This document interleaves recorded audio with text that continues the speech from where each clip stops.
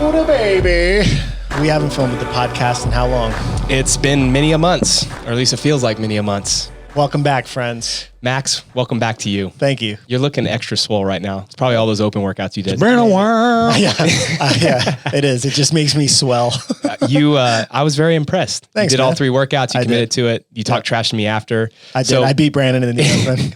The only workout he did, he beat me by 8 minutes or however you would. He finished the 22.2 and 8 something, and I was still in the rounds of 8s. Well, so just so everyone knows, he didn't say a word to me all 3 weeks. And then after the final workout, I'm sitting there coaching an athlete. He walks up to me, puts his hand out, shakes my hand. I'm like, hey. He's like, I just wanted to say I'm really sorry about your loss. I'm like, what are you talking about? I have to figure out how to manufacture wins because I come in here and I completely sell out, put myself in competitive mindset and set these goals. And I'm like, just try to beat one person in the gym. I appreciate that. Find the lowest score to try to beat and get your wins. And a lot of times it didn't happen. You did. You beat me. Yeah. So well done. I'll bow to you. Thank you. Thank you. So the Open's over. We're going into quarterfinals. When this podcast is released, it'll probably be the day of quarterfinals. So we wanted to talk about kind of some of the problems that most athletes have going from the Open and all these expectations that we have of doing so well, or maybe they think they're going to do poorly and then they do well, but maybe unsettled expectations into the off season. So what do we do? How do we handle those issues? And then as coaches, how do we think about programming moving forward? And there's no better person to talk to than Max on this topic. Yeah. I don't know if I'm the best person, but I've done it for a lot of years. you have the wise experience. Yeah. Before we get into that though, what did you think about the Open workouts? This was definitely different for the sport this year with only 3 scores. Last year we had 4. There was nothing like really heavy in the Open. It seemed like maybe a little bit more kind of like capacity based. What were your thoughts on that? And what do you expect to see moving forward? Should I start with my personal thoughts? Because I have to separate Max trying to be analytical as a coach from Max just got pummeled by this. So I'll start with my pummeling. I didn't personally I train CrossFit more on thinking about the ideology of being well-rounded at everything and the 10 general skills. And I like doing complex things like snatching and handstand walking and trying to develop those skills as opposed to having my training be how much pain can I tolerate every day in training, which means that this year I got really exposed because I feel like all 3 tests were kind of just pure energy systems. The last one, which was really challenging, it had just even the 15 bar muscle ups, which isn't even that many. And I finished just under 2,000th in the masters category in that one. And I was over 6,000th in the other. So it just shows that okay, well, this is a reflection of what Max does, that if you just say, hey, do burpees and deadlifts and you're 245 pounds, it's not going to be a good test for me. So I feel like this year there wasn't a lot of well-roundedness and it kind of deviated from maybe the testing architecture that we've seen in the past. So as an athlete, I didn't like it. As a coach, it's an interesting paradigm to look at because we know this is the last Open that Castro wrote and we don't know. Officially confirmed? We know for sure these are his workouts? I think so. Well, I've heard on good authority, I won't give away my source, but that he wrote those. But I then heard from somebody else who's also somebody that I would respect that there were minor adjustments. Not good authority? No, moderate authority. That they were manipulated a little bit, that there were little changes to them. So who knows what was actually written by Castro and who knows what was changed. But I think it is going to be indicative that we're probably going to see a change in the way that tests are done in the Open. Yeah, and if we're trying to get broad inclusivity and we're trying to make sure that Betty, the housewife off a couch, can do the workouts, it probably means our first 3 Open workouts of every year are going to be very simple, which means that it's got to govern your training a little bit, but you can't be overreactive and let that be well, this is what I got to do for my training. Cause you just never know. The unknown and unknowable, I think aspect of CrossFit will probably always be there no matter who's writing the workouts. For sure. Yeah. I mean, simplicity definitely means you probably need more capacity in those workouts because there won't be that skill bottleneck or just kind of the movement maybe that you just haven't practiced throughout the year, the unknown. Yeah. But like you mentioned, there may be something that is simple that you just haven't practiced, like the wall walk, which last year was a bottleneck for a lot of people. Yeah. This year with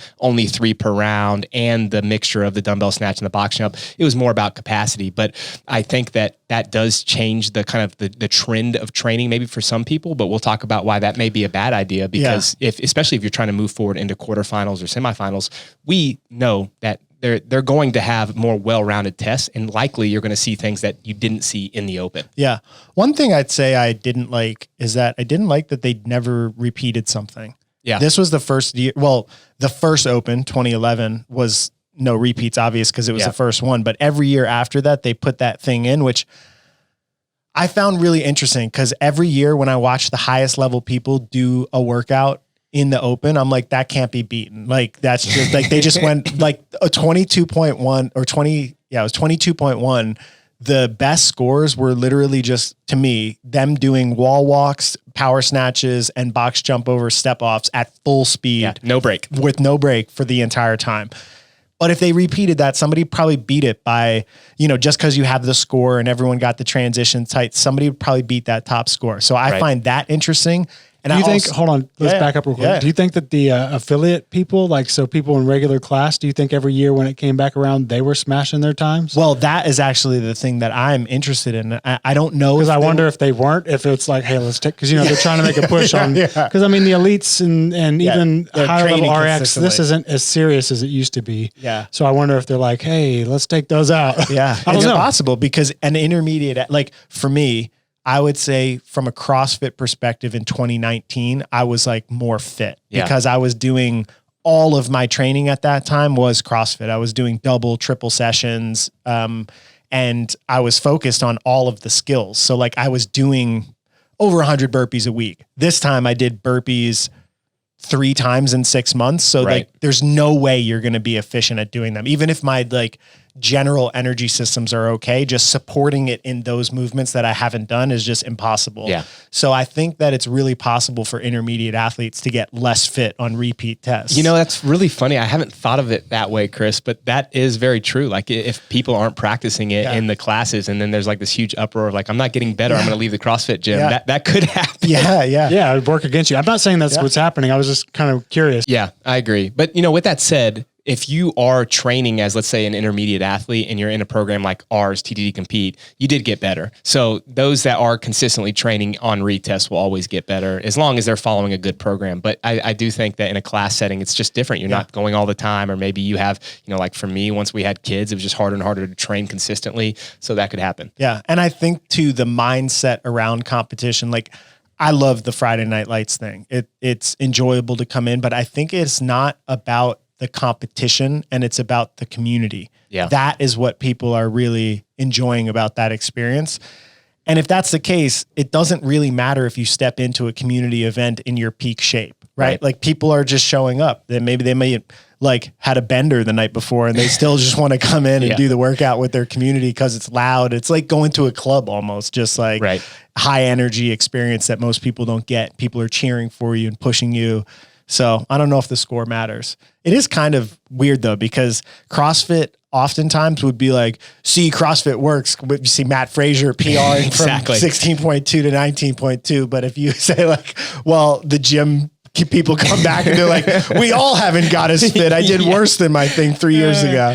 Yeah, I'll have to do some studies on that. Look at the leaderboard from some of the retests. I think most people that take it seriously do get better. But also, they're not just following a 60-minute model that's in the class too, right? They're doing like full-time training. So that's much different. We should model it out. We should go back and look at every retest and take like the top 10 percentile and see how much it's really shifted. All right, friends, we're going to do that. Who's the statistician in here? I know. Somebody else do it, actually. I don't have time for that. Get out of here. Hey, if I point to a camera, is that my guy?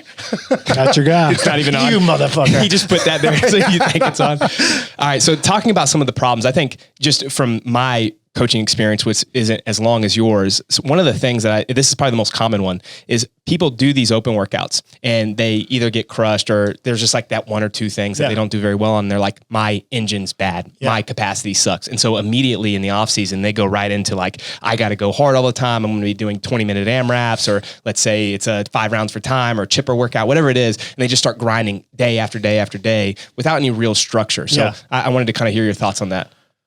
Well, I agree with you. That's my number one thought. And I'm going to talk to 99% of us out here doing CrossFit in any competitive capacity. Our season's over. Like this video will come out sometime before quarterfinals. So after next weekend from this video, 99.9% of us are done. That's it. Our whole season is encompassed in this like 1 month long period of time block, or like maybe it's 6 weeks if you count team quarterfinals. But really 4 weekends of training. So that group of people by and large is doing, let's say, one training session that lasts 90 minutes, 5 days a week. Like that's how we write our intermediate path. It's how we write our RX path, which is how people, even like Mike and Mia, or Mike, I'd say is a better example of using some of that training style and that training structure and that training volume and make it to the games as a team. So you can be quite successful on that amount of training. And if you look at that, most people that don't succeed are doing that entire volume as pain training. But if you look at the people that are doing pain training, meaning like what we saw in the Open, it's just a Metcon done at max effort where you push your respiratory threshold and your heart rate threshold as high as you possibly can get it. And you hold it there for the entire time. You're basically at muscle failure, max heart rate. Like you're literally as uncomfortable as you possibly can get. You're rolling around on the floor afterwards. Those 3 workouts. That's basically what they were. Yes. And you can call that like zone 5 training if you use an energy system model, or in CrossFit, they'll say like it's pain training or no pacing, just like red line in the workout and hold on full throttle. That type of training does not yield peak aerobic or energy system fitness. And if you look at any community, like TTT has a certain way of doing it, but if you look at the training plan or CrossFit Mayhem or CrossFit New England, and you look at the distribution of training volume for their highest level people, they do a lot of lower intensity work. They do a lot of skill work, strength work with full rest, and lower intensity breathing. And I think one of the major mistakes that 99% group goes into right now is they think, I just got crushed in pain-based training, like in the Open. At some point leading into the next year, you do have to do a good amount of that to get used to it. But doing it 11 months out from your next time that you're going to be exposed to a competition is a huge mistake, because doing that, it drives some psychological adaptations. It like almost gets you better at racing, but it actually starts to drive your fitness down if you do it too much. And that's how a lot of people get burnt out of CrossFit. You're at your limit in terms of what your mechanical system could tolerate. Well, that's a good way to get tendonitis or for your joints to break down. You're at your threshold in terms of what your psychology could deal with pain. Well, that's how you get burnout, because you're not motivated to step in and face that type of intensity every single day, year in, year out, or day in, day out. And you're at your like respiratory and metabolic threshold. So that's generally how people start to run their immune systems down and they start to get sick more often. And then that makes them not consistent in training. So it's one of the biggest mistakes that people make is like, this is what I need to get better at, so I'm going to do more of it. Yeah. It's like almost counterintuitive. It's like, all right, well, this is what you need to get better at. So next year when you approach it, you need to start training now to have a bigger foundation to be able to tolerate some more of that. Somewhere between 12 and 6 weeks out from actually having to do it. I think the kind of where I would start with this conversation is the ends may be true. You may need to get a better capacity. And really in this sport, everyone needs to continue to improve that. Yeah. But it's the means to that end that we have to change, right? So like maybe instead of just saying, I'm going to run my head into the wall and go full bore all the time, I need to break some things down and build that foundation that Max just alluded to. And I always go back to other sports. Yes, it's different when you're playing football or basketball or baseball or golf. But if you look at their sport, they're not always scrimmaging. You know, I played football all the way through college. We weren't going full speed and hitting each other all the time because that's dangerous. Yeah. And all those things that you just alluded to would happen. You get beat up, your joints would start hurting, and you wouldn't be able to play at full speed. Yeah. So what we had to do is we had to break down kind of like the technical aspects of the sport first, really refine our footwork and our hand positions and all of the other things. I just listened to this podcast. They were talking about Steph Curry, who's probably the best shooter of all time in the NBA. And they said that in the offseason, he's working on not hitting the rim with his shots. It's just like insane to think of that. Like literally he just swishes every single shot, but he's not just going out there and practicing with someone in his face all the time. That happens. He does go to the scrimmage and then to play games, but he's working on his elbow position, his hand position, the arc of the ball. He's getting all of that tested so that he can get better at that under like a non-fatigue state, so that then when he has, or when he goes into his season, he has the ability, the technical foundation to do the things hard and well in sport. Yeah. So when game day comes, he can still lose to the Grizzlies. That's true. But he's also an amazing shooter. Yeah. But I think that if we looked at it that way, and again, CrossFit's so different because there are so many things that are tested, and you definitely do have to hurt metabolically, but there are still things that we could think about. Like I always go back to, and I know people that have listened to us for a long time have heard me talk about like movement quality and how important that is. And I don't just mean like good squat position or good overhead position, but also like movement economy. Like how well do you do a wall walk? What's your hand position like? Or the dumbbell snatch is a perfect example. How are you switching your hands? I saw so many people on videos switch poorly and they lost maybe half a second a rep, which doesn't seem like a lot, but it's like over the course of 10 rounds, that's huge for someone trying to qualify. Man, there's so many thoughts going through my head. Sorry, one at a time. It was a good rant. Well, I was thinking two things. I was thinking that you went through the Steph Curry model, and I was thinking about it's a tendency for people to want to look to the best in the world to figure out how to get better. Yeah. And it makes sense. But I think in practical application in CrossFit, like Rich Froning is a great example. He's won 10 CrossFit games or something like that. And he's obviously great. He's still at 32 or something. He was still, I 34 or 5. He's 34. I think so. I think me and him are the same age. So okay. He's either 34 or 5. Even more impressive. Super impressive. Yeah. Well, he's not on the Masters. So if he is 34, it would be like before the cutoff. Yeah. But whatever. He's old. And he's still top 20, I think, in the world on the leaderboard in the Open. They posted his Whoop data doing 22.2. And he was in the middle of that workout at 155 beats per minute heart rate. I'm assuming, I don't know exactly what his peak heart rate is. I know there are some anomalies out there that like are great fitness aerobic athletes that don't have a super high peak heart rate, but that means like he's not necessarily suffering and enduring close to being painful in Metcons. Not the same way as most people did that workout. Yeah. So if Rich Froning does 5 Metcons in a day, he actually is probably doing sub-maximal work because he can't generate enough speed in those movements with those weights to get to his threshold. So when you have regular people that look at that and they're like, well, I'm going to do what he's doing because obviously it's working.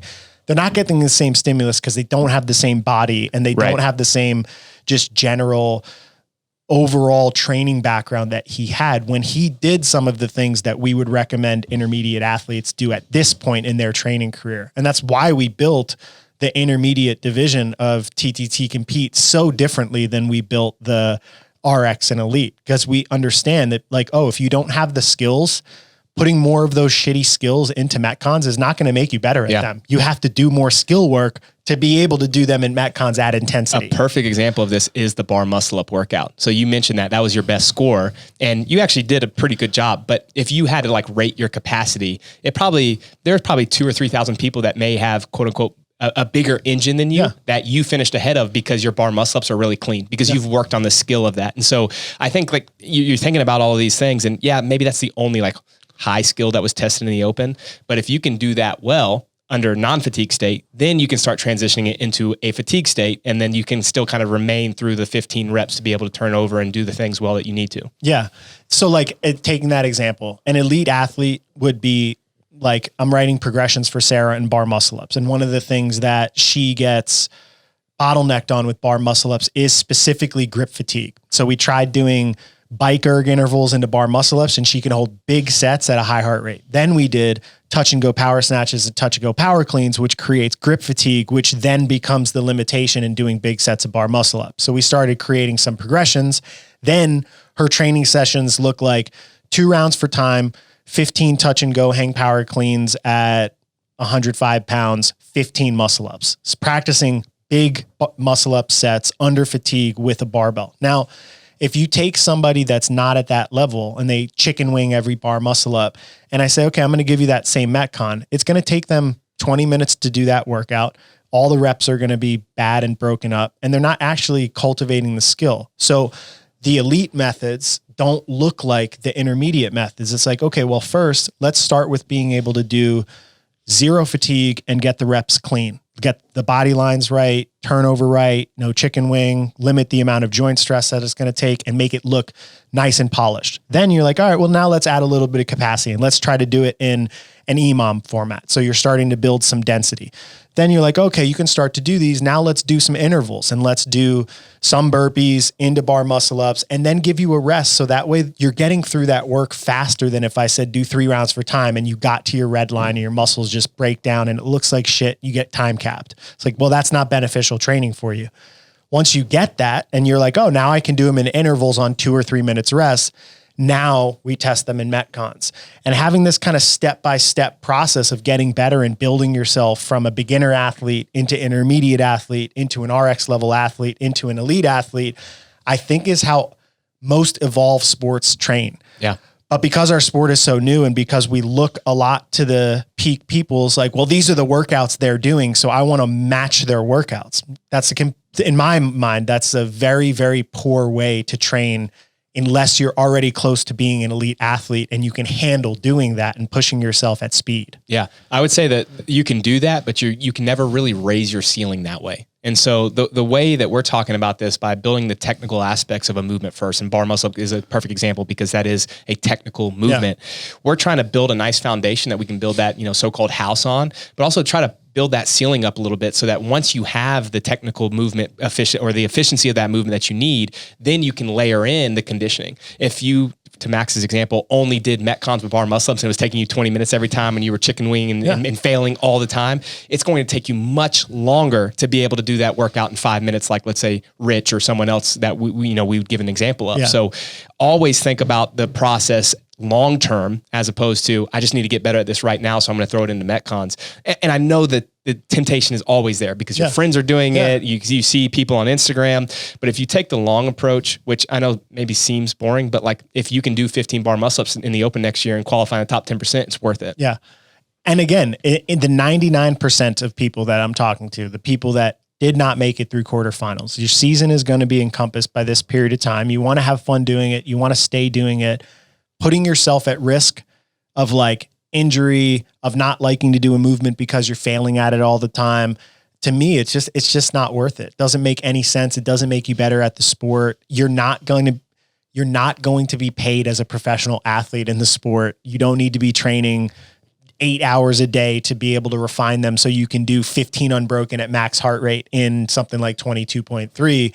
So don't try to train that way, knowing that you're never going to get the same response out of them. They're just different. Like the elite athletes of this sport are just built different. Like the elite athletes of every sport. Yeah. The fact that Steph Curry could just practice swishing all of his shots exactly. Where like, if I went out there to practice, I'd be like, I just don't want to airball some of these. It's actually funny. I was talking to Ryan. He's doing a 5K race that will qualify him into a 10K, like the Peachtree race. That's a big race here in Do you think Atlanta. I should do that with him? You definitely should. I think I'll qualify. And so they have different tiers for those that don't know about running. Yeah. And basically he's trying to get into the elite local tier. And so he has to average like a 5:25 mile or something, which is still like crazy so fast. I was like, hey, what's the elite tier? And it's like a 4:40 mile. You know what I'm saying? God. And the gap there is just so wide. And so that is, even Ryan being like, I mean, he's a top 0.1% runner now in the world, but the gap between him and all of those elite runners is still so wide. That's true in this sport as well. Even if you are someone that like easily qualifies for quarterfinals, it's really hard to make the next step. So you need to think about your season in a way that's like, let's periodize the year so that we're making sure that you're touching all of the things to build a nice foundation. Yeah. Which kind of leads me to this, because I think this is what people would like to hear from you. You alluded to this a little bit with like the bar muscle up example, but how do you look at the year? You have someone that goes through the Open, they didn't quite have the capacity that they needed. Let's say they just barely missed out. They're at the 88th percentile or something like that. They're looking at the year and saying, I need to get my capacity up. But they weren't good at bar muscle ups. Their wall walks were a little sloppy. Their box jumps, they couldn't bound very well. They blew up in the second workout because of the deadlift capacity. What are you thinking about the year, and how would you structure the start of that off season? Yeah. Well, the first thing is psychologically, I think it's important to take a break, and the break doesn't need to be crazy. Like I finished the Open and I was like, I'm not going to do any CrossFit stuff for 2 weeks. That's it. Like I'm not going to take a month-long off season. I'm not going to do any crazy Metcons, but I just didn't want to think about CrossFit until I was done with quarterfinals. And part of that for me is just being a coach and wanting to focus on quarterfinals. For some people, it could be like, I'm going to take a day or two off and then I'm just not going to do like max effort Metcons, but just giving yourself some time away from the psychological stress. And for an RX level athlete, I'd say maybe it's a little bit longer because they might have dedicated more. Yeah. And for an intermediate, if you just kind of stepped into the open, you might not even need a break, but some sort of, I think, decompression period. Yeah. And then getting back into it, I think it really comes down to looking at any sport. The primary thing that you focus on would be general physical fitness. So I call it like general low intensity engine building, strength. So like if somebody can't bound, I think of that as a movement quality issue and a strength issue. Yes. It's like you need to do some plyometrics. You need to do some things that get your knees passed over your toes comfortably. If people were trying to step off the box really well, some people's mobility didn't allow it when they jump up to almost be in like full knee flexion and full hip flexion, kind of standing on the ball of their toe before they step off. So that's like stretching or end range liftoffs or practice doing things at a low intensity. So movement quality, strength, and skill building. So any skills that got exposed in this year, or so that you're not trapped by this subset of tests that was kind of a strange series of tests. Like there was a lot of hinging, a lot of bounding, not that much squatting. The gymnastics was all in really low reps. So there was no pressing I mean, if you count the wall walks, but no handstand walking, no strict handstand push-ups. So there was definitely a limited amount of movements to go through, but we know that there's a list of like 30 something movements that have been done in the sport. Everybody should kind of be able to identify like, I'm not good at that. I'm not good at that. I'm not good at that. And those are going to be the three things that are the most likely to smash you on the leaderboard in the next year. So go after just practicing those in low intensities, working on your movement quality. Like Mia, I wish that we could like create an aggregate published list of all the people that crushed bar muscle ups, because she created crazy bar muscle up progressions that people ran all year, and wall walks, because last year we got exposed and didn't train wall walks. And then this year we did wall walks all year. And we created sequential processes for people to figure out like how many steps do you need to go on your way back? What's the starting place to go there? How do you get back to the line? God, it pays such dividends to not go into it and have to think about every rep, because it's become automated because you practice the skill. When you look at an elite athlete, the way that they approach automating skills, it's crazy. Like Sarah or Travis or Noah, they can comprehend and develop a subset of movement skills like in 2 sessions or 3 sessions. For most people, myself being included in that in the CrossFit realm, it's going to take me hundreds of repetitions to ingrain something in so that if I'm tired, I can keep doing it. Right. So that's what I think of as being the off season. Is it's not easy training. It's not stepping away from Metcons because you're being a pussy because you don't want to go hard. It's putting in the work to build a foundation so that you can be tougher next year and not be limited by being too weak or having crappy movement quality. It's like building the foundations of what make good athletes good athletes. Yeah. And it's funny because most people think of capacity and they don't think of strength, but all of those tests had something to do with strength. Yeah. Like the deadlift is a perfect example. I heard a lot of people say like, I'm just like, I can't pull off the ground in that much volume, but it's like, well, while it doesn't necessarily perfectly correlate, the stronger your deadlift is, the easier that 225 and 155 bar will be. Yeah. And then as you build absolute strength, you can start building the strength endurance for whatever that load is. And I can say like, just personally for me, my deadlift is still strong. So that workout was manageable because I'm maintaining my absolute strength, even though I'm not doing a ton of endurance work. So my capacity was still able to show through in that workout, when some people that can do burpees forever struggled because of that 225 barbell on the male side. Yeah. Backs were blown. Well, on the female side too, people's backs were blowing up and they were pulling singles with long breaks in between them. Like that's almost unfathomable for me, thinking of that as being a deadlift limited workout. Right. I was like, every time I got to the deadlift set, it was like, I could pick this bar up and do a set of 5 touch and go, and then another set of 5 touch and go to get through the 10s. But like, I'm so redlined that if I do that, I'm going right back to burpees, more redlined than I already am. So it's different for different people, but I would say that the broad subset of people in CrossFit in that 99 percentile are probably not built like me, that have a big strength base and make the weights feel light. They're more so like their engines are really good and they feel really confident doing burpees, But if their max deadlift is 315, they're using 60-something% of their deadlift in that workout. And it's just a different thing when you're using that percentage and it requires that much neural input to turn it versus 35 to 40% for a lot of those guys or girls that are super strong. And the same thing is true with the thrusters. That last barbell just absolutely wrecked people. I mean, I saw people get there with 3 minutes left and couldn't finish it. Yeah. I know that you say that you were wrecked, but you're like the barbell. I did it in 2 sets. Right. You were, and the bar is moving super fast. Like you were more like truly just like generally fatigued, right? It wasn't the strength. Unfit, yes. Yeah. But the point being, people look at that and then the automatic feedback is my capacity is not good enough, which, maybe we can all layer this in, but you should be thinking about the strength. That's another one of those foundational things, like movement quality and strength to me, like go hand in hand, and making sure that you clean those up first with the skills really matter. And the strength translates into tendon health, so you can tolerate more training volume. There's so many other benefits of doing that and thinking of the year in these cyclical waves that can allow people longevity. The truth is, age is coming for everybody. So if you want to be an elite athlete, you're looking at being somewhere between like 18 and 30 for like your peak years. There's a couple people that'll push it into 35, but after that, your fitness is going to be dropping from wherever your competition peak is. And after that phase, I think it is about longevity. It's about being able to do this shit for as long as possible, not necessarily about being like, hey, in 2023, I want to get my highest finish ever. It's more so like, yes, you do want that, but you also want to be able to do it in 2023 and 2024 and 2025 and still enjoy doing it, which I think of as build yourself a system that is sustainable, as opposed to riding the threshold of what your capacity can adapt to all the time. Yeah. That's really something I would only recommend for a professional athlete or somebody in the elite division of TTT compete, which is this amount of the population. Yeah.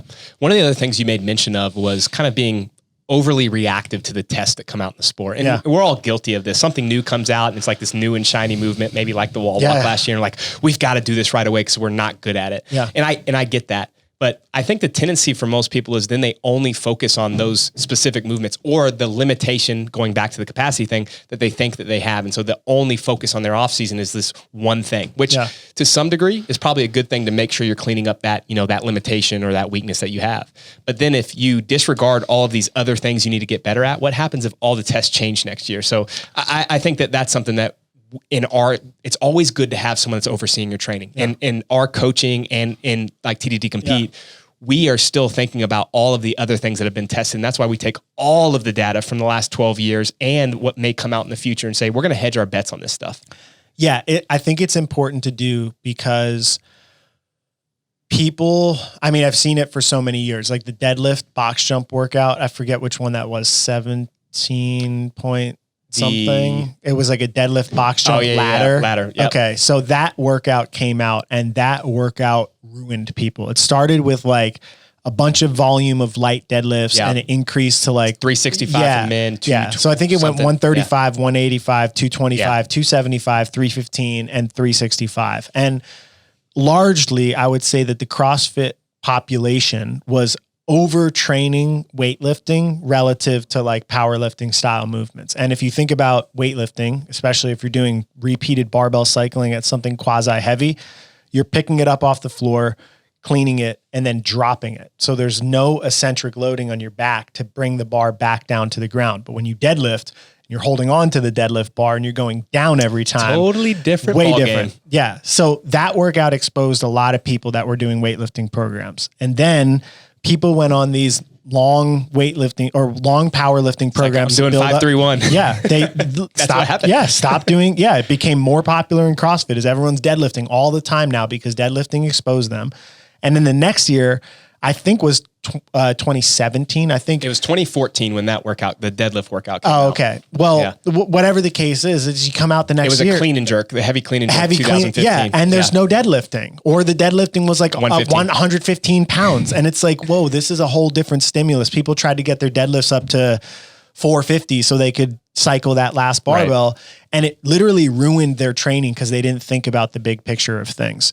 So I think that happens with people every year. We see these 3 tests, and I'm sure there's going to be people out there saying, well, CrossFit's changed now, the CrossFit Open, like we had a 10-minute test, a 12-minute test, and a 15-minute test. And that was kind of strange. It's like, well, we have all these capacity things, and if it's well-rounded, we should see something that's kind of short and explosive, which for the elites, it was a 4.5-minute test, but for me, it was 11. Yeah. So we see a lot of the same time domains, and it's like, okay, well then is everyone going to start training 10 to 15-minute workouts now? Yeah. And then what happens if next year there's a 25-minute workout and a 2-minute workout? Then all of your training is going to be shitty relative to next year's tests.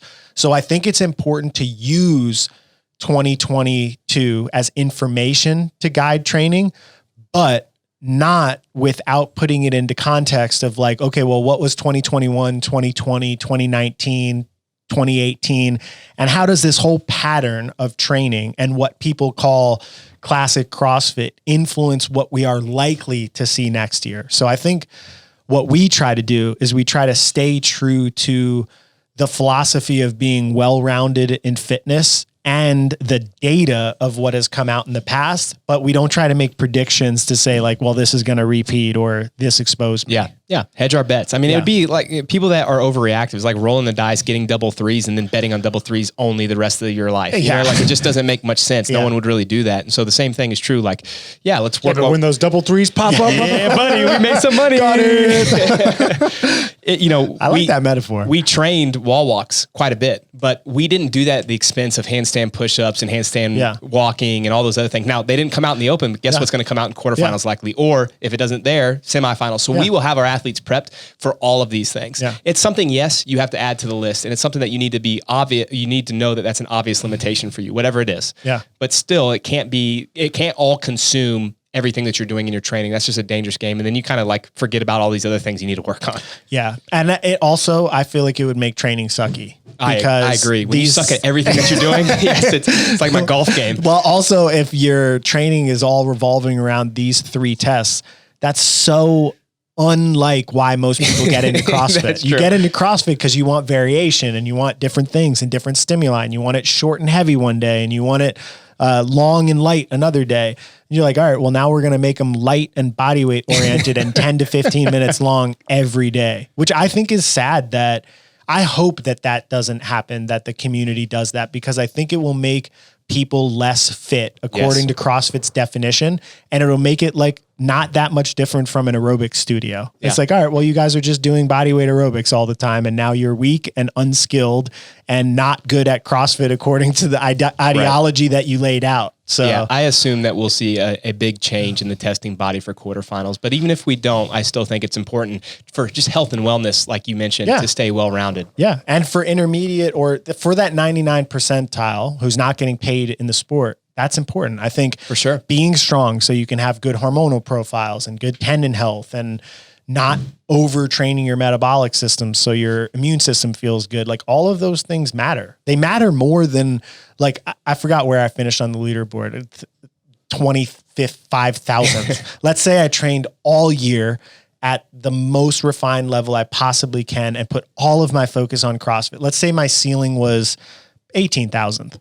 What's the difference like in that for me if I'm super unhealthy to be 18,000th? Right. It's not, I'm not going to get, no one in the audience is going to give a shit. They're going to be like, oh, you're still not fit relative to the people you coach. Nor should you be. Because if you were, then you probably wouldn't be coaching. I'd be spending all my time out there instead of analyzing data and watching their videos and stuff. Yeah, no, it's very true. And I think, again, like when I'm thinking about training, I want my training to enrich the other aspects of my life. And sometimes those priorities are getting better on the leaderboard for a lot of people that we coach and people that are in our intermediate path or RX path and compete. But still, part of your life is taking care of your kids. Like I'm thinking about, like, I want to be strong so I can throw them around too, not just so that I can lift, squat clean 275 in the gym. And I want to stay healthy when I'm 40 and 50 and 60 so that I can run around and play with them or do other things that I enjoy. Like I want to go on a run. I want to play golf with you and be able to walk 5 miles in a day and not be in pain, those kind of things. And so as long as we're thinking about all of those things, I think we'll be healthier people and we'll also do better on the leaderboard. Yeah. And organizing your year properly so you only have to dip into the competitive mode for this part of the season. And then let's say there's 2 other comps. So you like do an off-season competition and you do Winter is Coming Classic with us. It's like, okay, well, those 3 times of the year, ramp up and put your focus on the leaderboard. But then in the other time of the year, think about your body and your mind as something you're going to carry with you your whole life. And, crushing every little detail of every little workout and trying to mimic that pain sensation as much as you can so you're better at tolerating it is not really the method to longevity and also not really performance. Yeah, I agree. That kind of leads into kind of my last thought on this, and it's goal setting. I've seen a lot of people, and we see it in our program every year. Everyone signs up in January because it's open prep time and they're like, I got to get ready for the open, but they haven't really been doing anything seriously from like, let's say now all the way through January. So it's like 8 months of like kind of just going in and doing whatever you want. And then all of a sudden now you want structure. I think that's just a dangerous game to play if you want to do well. Yeah. I mean, cramming for a test is generally not the best way to go through a test. You think about like the best academics, they're like studious all year, keep up with their work, take notes. The best athletes in the sport, they're like, training all the time, working on their skills. So if you are truly, if you can sit down and look somebody in the eyes and say, competing is important to me, and you are honest in that, like now's the time. It's not fucking January. You're not going to make the adaptations in 12 weeks. Start right now, figuring out what do I want to accomplish next year? What do I have to do to accomplish that? What are the steps I need to take? What's the process I need to take? What are the skills that I need to work on? And just put some thought into it. That people, I think they get lost in the hype when it comes up, but they don't realize that hype is not what creates greatness. It's the mundane going through the process day in and day out and being disciplined and being consistent and figuring out a way to love that process so that you can keep doing it and stay consistent. So I would say it's really important to start that now. So for 99% of you, your season is over and you should sit down and say, okay, well, how important is this to me? Like for me, I got really humbled this year. I think it's a combination of the fact that there were a lot of things happening from November until March that made it so that I didn't really do that much CrossFit training. I was a little bit more interested in doing martial arts as a consistent training regimen than I was CrossFit. I told Perrin that I didn't want to do a lot of CrossFit pain-based training. And then the tests came out that were all very body weight dependent for a guy who's not really very light as a human. Right. So it was like the perfect storm for me to get humbled. And I got to sit down, like part of my deloading process is sit down and be like, okay, well now I got humbled, but what do I want out of this next year? Am I okay stepping into it and just like not being prepared and just doing the test as a mental exercise? Or do I want to be a little bit more disciplined and say, okay, well, I know burpees and double unders and high volume box jumps and anything body weight oriented is going to be something that exposes me no matter what. So I'm going to start putting a little bit of focus on it every day or every week from now until next year. So that way I don't have to cram. And you got to go through that exercise for yourself relative to where you are. There's probably people in that bottom 99% that are 2 years into this that are like, I can be great at this in 3 years. Your process is different than you're 40 years old and you have kids and you're like, this is my opportunity every year to push my mentality and do something uncomfortable and compete against friends that are in my age category and test myself. But I think you got to have clear expectations as to what you want out of yourself by the time that comes so you can start doing the work now, and doing that will keep you consistent. And that I think is the process that sets people up for success. Otherwise, you're just likely to get into every single open experience and have these false expectations and get kicked in the face and not really enjoy how you perform because you didn't really do anything to set yourself up for having a good experience there. Yeah. So I think big picture is set some goals early right now, like Max just alluded to, and then also have someone to help you stay accountable. Like that's what's so nice about being in a program or having a coach or just a friend. You know, like my wife is doing a competition this weekend, and a couple of weeks ago, she came to me and said, she's not doing it as a non-CrossFit. It is kind of like CrossFit though. This gym says that they're not CrossFit, but they do all, she tells me her workouts. I'm like, that's a CrossFit workout. What are you doing? Anyhow, she is like really excited. She's, back into training after having 2 kids, and she signed up for this competition. That was to hold her accountable. But then she came to me and said, hey, look, I want to be able to do this many pull-ups before the competition. And I want to be able, they have double unders, again, CrossFit competition, basically, when they say they're not. And so she wanted to work on these things. And now I'm trying to help her stay accountable. But having someone in your corner to do that is like super, super important. But having those goals will allow you to kind of go through the year and go through those processes that are sometimes painful. Sometimes the skill stuff, maybe it's not like metabolically painful, but it's painful to be patient, right? Yeah. And doing that, well, always reminding yourself, hey, I have a goal of being able to do these 15 bar muscle ups in the workout next year if it comes out. Yeah. I mean, being part of a community or a social group is always a great way to ensure that you're getting better at things. Yeah. And like there's research that groups of runners, a runner could run at a certain pace by themselves, and then they can run by that same pace with a group of people, and repeated over and over again in studies that the pain sensation and the ability to tolerate the faster paces when you're with a group is just way higher. Yeah. And I think that you see that by like training communities like TTT. We have all these on-site athletes and they get together, and 3 times a week we take a workout from TTT Compete and we throw down, and it brings out a level of effort and performance that they cannot do and replicate by themselves all the time. And you see that popping up more and more. And that community feel that you get, it doesn't necessarily need to be in the gym. It just needs to be a community of people that you identify with and operate with. So like TTT Competes community, it can be that. You can find people that are in your age group, that are in masters, that are, you know, in the intermediate division, and you can use as a benchmark to compete against all year and say like, oh, you know, I'm beating them in these tests, but I'm losing in these tests. You can ask us questions in the water cooler. And I think that process is what we try to encourage from people. It's being engaged, because the engagement is what creates the consistency, is what creates the passion, which is what creates the community, which is creates the progress, which is what creates these successful moments in competition that make it feel meaningful to us. Yeah. Very few people are Bill Goldberg. You know, they can't be by themselves and then come out and win 217 straight before Scott Hall tases him. Chris with the prop again. Yeah. Maybe that was Kevin Nash. But I mean, to that point, I mean, the NWO, prime example. They were a group, and as soon as they started tagging up, things got crazy. Yep. I wanted to ask you. Thank you, Chris. I wanted to ask you.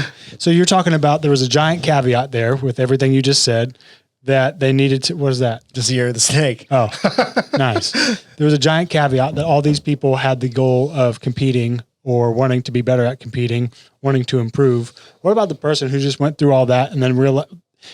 Maybe they're about to realize, or they're coming to terms with like, oh, I don't really give a shit about that. Man, I mean, that's me. You know, like I've said this on podcasts in the past, but like I made a clear decision once we started having kids. Like I wanted to focus on coaching and being the best coach, and then also doing other things for training Think Tank and being a parent and a husband and all that. But I still wanted to stay very fit. Like I want to be able to go out there when someone talks trash and still beat them in a workout. And do 22.2 and beat Travis. That was the goal. My only goal of the year. Wait, did you do 22.2? Yeah. And you beat Travis. Yeah.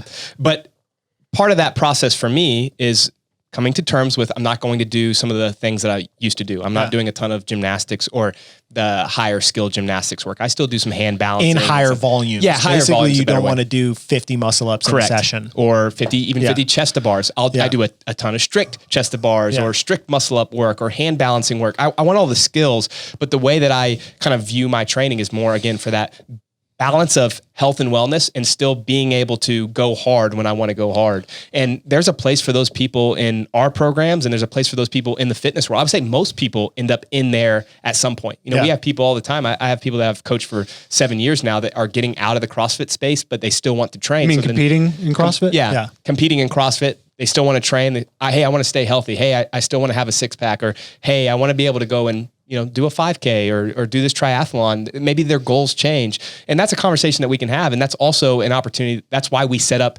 our fitness programs in our WOD Up, platform, so that you can do bodybuilding, you can do an endurance track, you can do body weight stuff, so that there are options for those that maybe don't want to compete anymore. And I think more importantly is you can stay doing CrossFit, but not potentially take the risks that might be associated with competitive CrossFit. Yes. And by risks, I mean, for most people, it's overtraining, like they're doing too much hard stuff, or it's joint stress. Like your wrists or your shoulders can't take doing a lot of handstand walking or a lot of squat snatching because you don't have the mobility, you don't have the technique, you're not a freak athlete, you don't get 8 hours a day to train, you work at a desk. Like some of the asks in the sport are unrealistic for most people. And we understand that. And for some people, it's like, okay, well, those are the asks. You want to participate in the sport, go into the intermediate division and develop those things because they are necessary. for those that are getting the, whatever it is, the realization, the self-awareness to say like, oh, well, it doesn't matter to me. I want to be muscular. I want to be lean. I want to feel good. I don't want to hurt too much. There's nothing wrong with that. But it means that you need to find a training support structure that fits those goals. And those goals change. Like there have been times, like I was joking around with John and I was like, I'm quitting CrossFit forever. He's like, well, this is the 8th time you're quitting competitive every year after the Open. Yeah. So you can go into these phases where you're doing general training, you're doing bodybuilding, you're still building your engine, you're, maybe doing some CrossFit and some EMOMs and some lower intensity work. And then you're phasing back into doing competitive stuff at the time. So I think it's just important to know, again, what your goals are, what you want out of training, what you enjoy doing, what fulfillment you do or don't get out of competing. And then you make a decision that fits your training. And if your training is not, I want to be a competitive CrossFitter, but I love CrossFit, something like TTT 60 in our fitness program might be a great alternative for you. If you really want to compete and you hate the fact that you can't do the skills, well, the compete intermediate division is probably something that kind of fits your need. If you're like, I fucking hate CrossFit and I just want to muscle pump all the time, then you can do bodybuilding in the fitness program. But it's just important to make sure that your goals match your process. And I think that is why, kind of circles back to his question is answered by your last point, is that you need to understand who you are and what you want to accomplish. And then your training just kind of follows suit to fit that, fit whatever that need is. I will say this, you're going to have some fall off, but if you're still disciplined with less volume, you could still say pretty fit. I could follow the 60 program, and I know that I'm a different case because I do have a pretty big engine, but just as long as I'm consistent, I make sure that I'm touching the positions, let's say squatting patterns or overhead patterns, doing some strict gymnastics work, I can go and do one workout hard still. So you can still enjoy the CrossFit because I get it. It pulls you back in. Everyone that started with CrossFit by doing Fran and was rolling around the floor, they love the pain. I totally understand that. But there's a time in your life where you're going to kind of shift away from that, and then maybe you get pulled back Then you only do pain when you know you're going to crush somebody. Exactly. That's Brandon. Yeah. I was thinking, I joke around, like I joke on the podcast like I'm unfit. And I was in the 85th percentile of all people that did competitive CrossFit. So I'm still pretty good in a sport that really doesn't suit my body type well. There's not many 245 pound stocky people. Here's a better question for you. Do you think that everyone that's under 200 pounds on the male side should wear a 20-pound vest? I do. Yeah. They say it like, oh, it's a benefit when you're moving weight. I'm like, yeah, but when you're moving external weight, I'm still moving. You're doing my 15 body. box jumps every time. But regardless, I don't do a lot of Metcons to keep that fitness high. I just train a lot, and I do training that I really love and I really enjoy. And then I test myself mentally because there's something rewarding about going into a situation where I know I'm going to get exposed. I know I'm going to be facing something really uncomfortable. I know that my community of people that are way more disciplined than I am about this specific thing are going to be watching and cheering for me. And I'm going to have to go through something very uncomfortable. And I want to see how I react to that situation. It has nothing to do with the leaderboard for me. It has to do with the emotional reward that comes afterwards from thriving in a situation that is really outside of my comfort zone. And there are ways to create that same type of purpose in training for people out there. And I think it's important because there's only going to be, let's say, 10 people in contention for winning. Everybody else who participates in our sport is a loser. So like you're a loser probably, but that's okay because you have to frame it in a way that you're going to create wins and purpose and fun and progress against your previous self, not is my entire sense of well-being going to be dictated by whether or not I take one on the leaderboard? Because there's only a couple people that are in a couple age categories that are like the perfect body type with the perfect background that's going to fit into that. And if you don't fit into that, set your goals appropriately. I will say, this will kind of be my last comment. There is something extremely rewarding and special of putting yourself in an uncomfortable situation and overcoming that, regardless of what the performance numbers are. Just putting yourself out there, risking something, and then saying, you know what, I gave a good effort. I executed this well, and I'm proud of myself. So, and that's where most of us are at. I have one more addition to I also make. have one more, but you go first. No, you go first. Well, I was just going to say, I said 217, but he only had 173 wins in a row. I really, who is Goldberg the wrestler, the big bald wrestler dude? Yeah, Goldberg. Okay. All right. The last thing that I would say is that we talked a lot about training, mindset, approach to the sport. I think the other thing that I would say is really important is outside variables of taking care of your body. So I'd say nutrition, like this year, one of the things that I did, and I did it partially I feel like every year that I work on somebody, like I've worked with Noah on weighing and measuring his food when we've tried to manipulate his weight. And as he went through that weighing and measuring process, I did it in parallel alongside of him. And me and Sarah are working on some of her nutritional stuff together. So starting in January, I started going on a more tight nutritional plan where I weighed and measured things, and Haley was preparing my food. And I tried to stay accountable because I know that my tendency, if I get stressed out, is to not eat. I just will lose my appetite.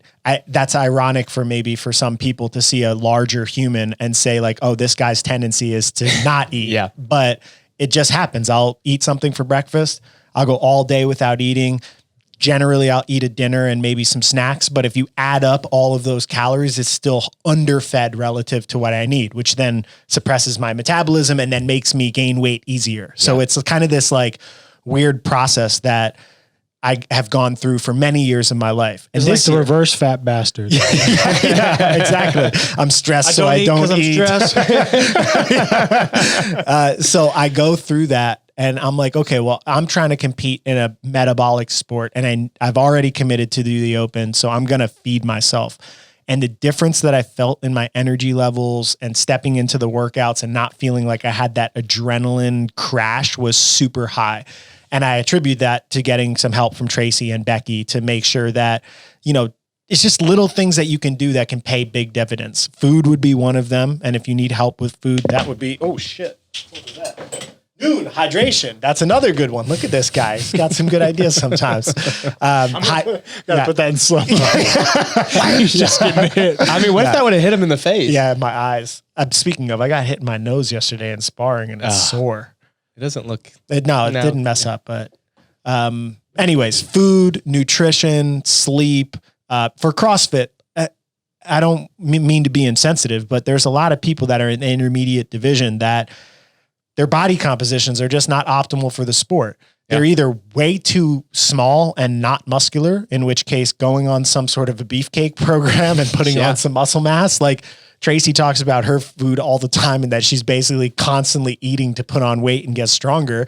Like that's one side of the spectrum of intermediates. And the other side is like, you're a little over fat. And if you want to be able to do burpees well, like if I wanted to optimize my strength to body weight ratio for the sport, I'd probably have to start now and titrate my nutrition as much as I possibly can so that maybe next year I'm 225 or 230 instead of 240 or 245.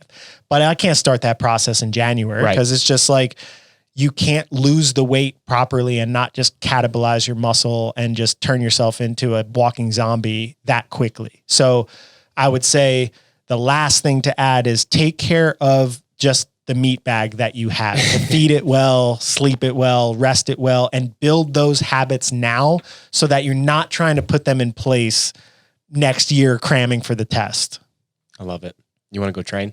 That was a pretty long episode, but we've been off for some weeks. So. So welcome back. Yeah. Well, hey, welcome back. That doesn't mean we'll see you next Wednesday, though. Yeah, we'll see it sometime. We have some good ones. Yeah, we have out. some planned. Yeah. Including maybe one with Mrs. Mayor. Ooh, the Mrs. Mayor. Yeah, I was like, can you please come on here and talk shit about Travis? She's like, I don't think she would. She would? She'll talk shit? No, she'll probably sweet and kind. Yeah. I Super saw the mom videos right that were created about Travis from CrossFit and they were so positive. I was like, we need to make just a fake one. We're just hating on him like negative. Travis is awful. We love you, Travis. All right. See you later, my friends. See ya.